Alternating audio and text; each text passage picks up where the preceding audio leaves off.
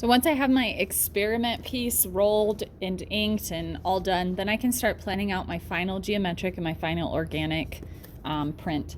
So I want you guys to come up with a design for that. And so you're going to do a sketch before you actually draw it onto the cardboard. So you just grab a piece of cardboard, trace it onto newsprint, and then I want you guys to divide it at least into 5 different sections, whether it's geometric or organic. So if I'm doing an organic design and I want to use free flowing lines, this would be more of a non-representational, but you guys can have it represent something if you want to. And keep in mind the materials that we're using.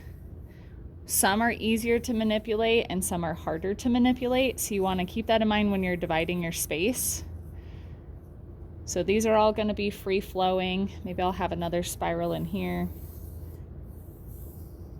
But I want to 1, 2, 3, 4, 5. I've already divided this into 5 spaces, so I could call this one good for my organic. So I've designed my organic. Geometric, it's all straight line, sharp corner. So I would use a ruler if I were you guys, if I'm trying to get straight lines. So I want to have something that looks more like a sun ray. So I'm going to use my radial balance here, centering from that point right here.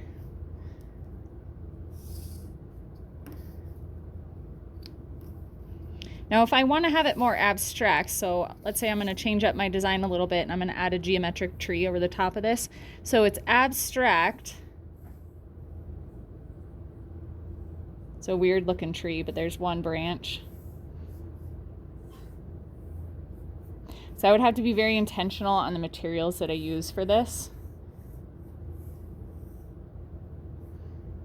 I could go off the edge.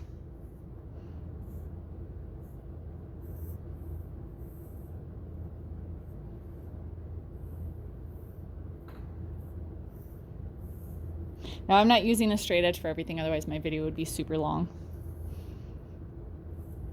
So I have 1, 2, 3, 4, 5, 6, 7 different spaces. So I've already divided that. If I wanted to divide the background a little bit more, I could as well. So you're gonna make a geometric design, an organic design. At that point, when I've already settled what I want, because I can erase this, you guys will be drawing this with pencil. I'm only doing it in marker so you can see a little bit better on the screen. At this point, when I've decided, yes, this is the design that I want to do, I'm gonna redraw it on my cardboard so I can start gluing down objects exactly where they need to go.